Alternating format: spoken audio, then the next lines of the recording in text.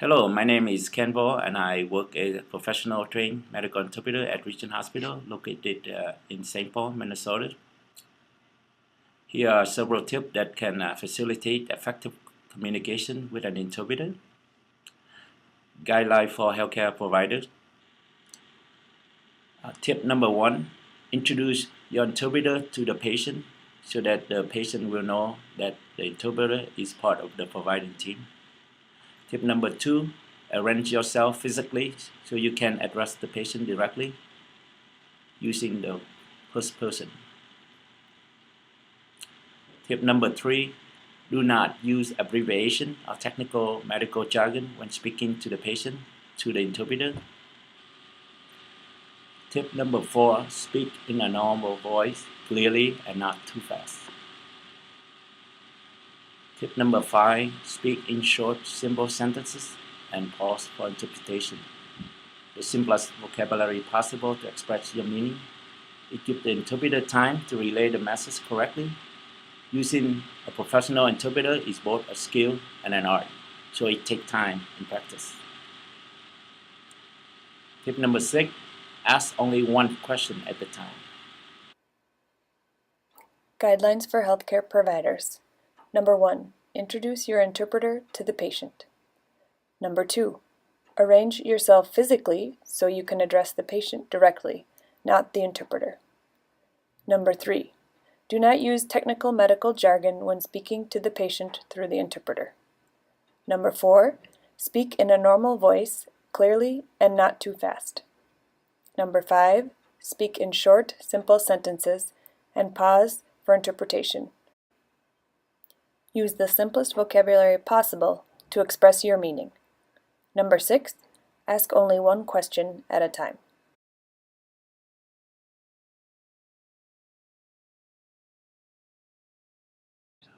Hi, my name is Fortune Wardere. I'm a trained interpreter at Health Partners clinics and regions. I've been working as an interpreter, professional interpreter, for 8 years. Number 7, use trained interpreters when possible, not children or other relatives. They might not know the terminology or might not be fluent in that language but knows just the basics. Or a patient might want to hide a medical condition from other family members. Also, confidentiality is assured with trained medical interpreters. So always use trained interpreters. Number 8, establish a good working relationship with your interpreter. What I mean by this is allow your interpreters to have access to educational materials, helpful materials like medical dictionaries and translated materials, so they're able to help the patients and be able to translate all the medical terminologies needed for that process. Number 9, do not say anything in the room that you do not want your patient to hear. I'll give you a good example of a provider who prescribed a medication for a patient, and I think it was one of the over-the-counter medications, and it was pretty cheap, but the patient said, "I cannot afford it," and the patient was carrying a bag from Dubai, or one of those duty-free gift bags, and the provider mumbled and said, "Oh, I mean, the person can afford to go to Dubai, but cannot afford this kind of, something so simple." So avoid such comments when possible. Number 10, be prepared to repeat yourself in different words if your message is not understood. For example, as a provider, let's say you try to ask, I'll use a young female 19, 20-year-old who maybe is not married or is not familiar with sex education, and you ask them, "Are you sexually active?" They might wonder, what exactly do you mean? So as a provider, you should be able to explain what you mean and the purpose of that question. Number 11, check to be sure your message is understood.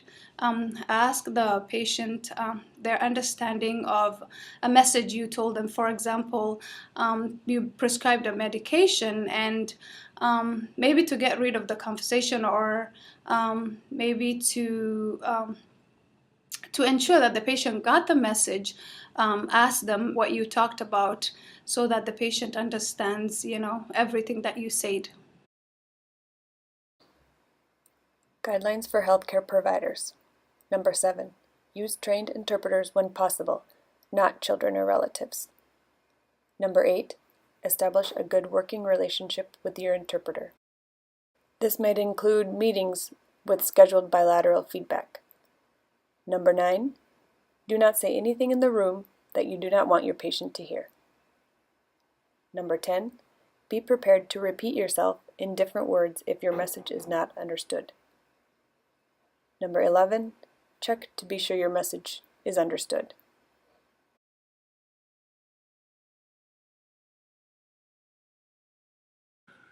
There's several tips that can help interpreters to facilitate effective communication with healthcare providers. Tip for medical interpreters.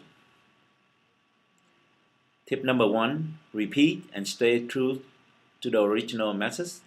That means everything that is being said by the provider and doctor accurately and completely without adding, omitting, or changing information or meaning, even if you think it is irrelevant, redundant, or rude.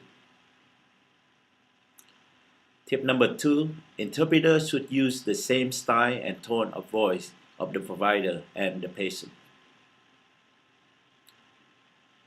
Tip number 3, don't offer personal advice to patients during the assignment. This is very important and can be very hard. An interpreter might endanger the patient by adding poor advice. Tip number 4, interpreter might need to interrupt the provider for clarification when necessary to correct mistake. There are situations when the interpreter must let the provider know that there has been a misunderstanding. Tip number 5, alert everyone to cultural misunderstanding and common different cultural practices. And this is when the advocacy role of an interpreter comes into place. Tips for medical interpreters. Number 1, repeat the original message, everything that is said, accurately and completely, without adding, omitting, or changing information or meaning, even if it seems irrelevant, redundant, or rude. Number 2, replicate style and tone. Number 3, don't offer personal advice to patients during an assignment. Number 4, interrupt for clarification when necessary to correct errors. Number 5, alert everyone to cultural misunderstandings and pertinent cultural practices.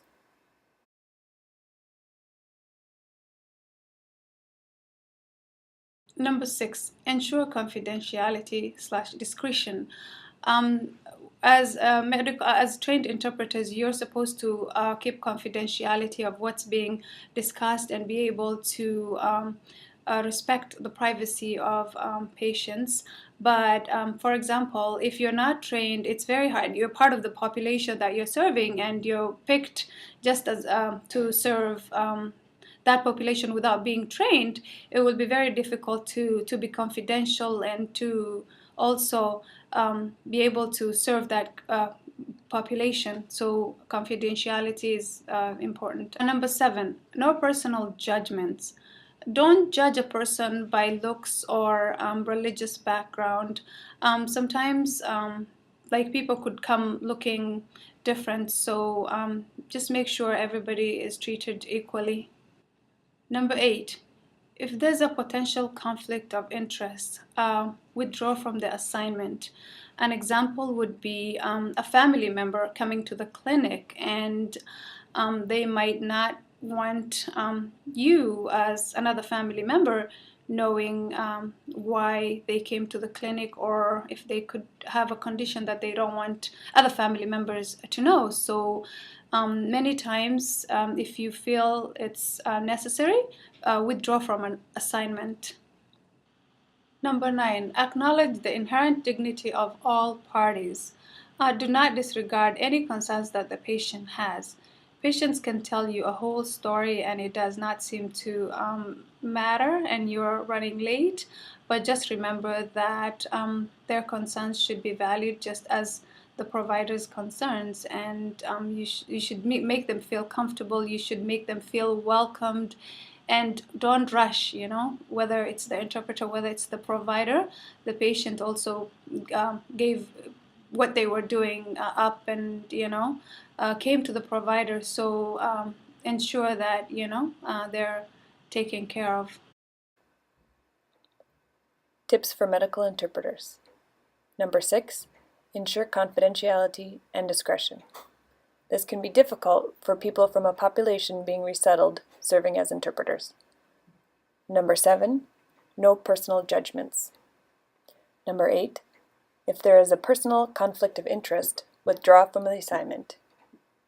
Number 9, acknowledge the inherent dignity of all parties.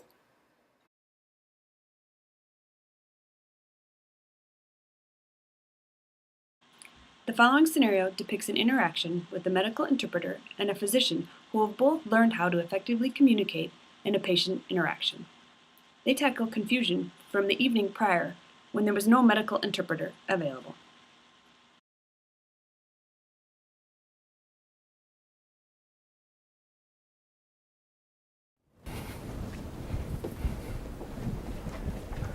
Good morning. Chào cô, My name is Dr. Fox, tôi tên là bác sĩ Fox.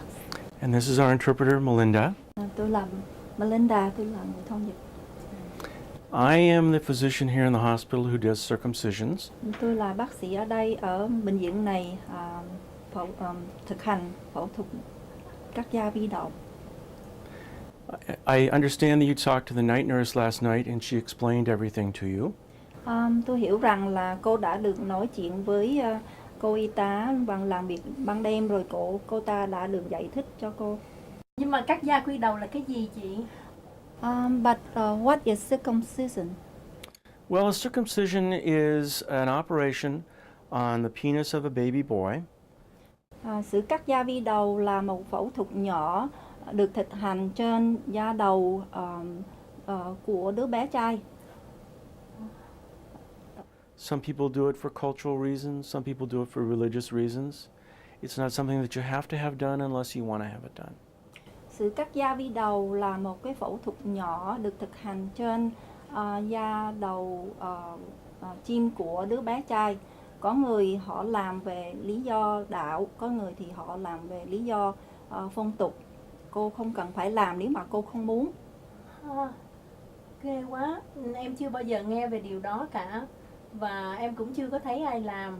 Mà em nghĩ là em không có làm. Oh no, it's very scary. I never heard anything like that, and I never seen anything like that. Probably I would not do that. Okay, well, we will definitely not do that.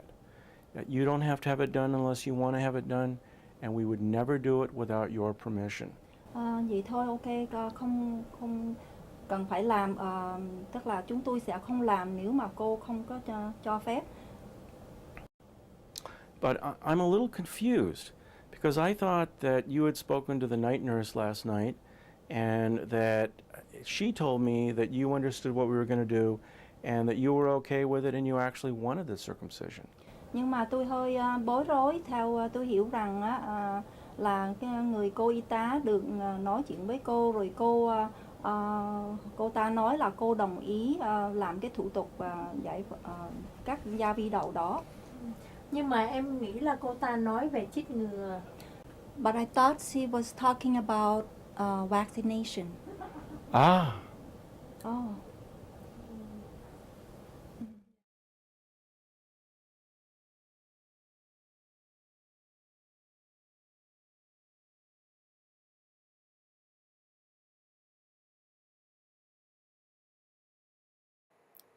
How might there have been a misunderstanding if the discussion from the previous evening did not involve an interpreter? Do you think this was intentional or a result of perceived understanding? That is, both parties believing they had communicated effectively. Did you recognize the interpreter and the physician using any of the recommended tips and guidelines for successful communications involving a medical interpreter? Please pause now for further discussion.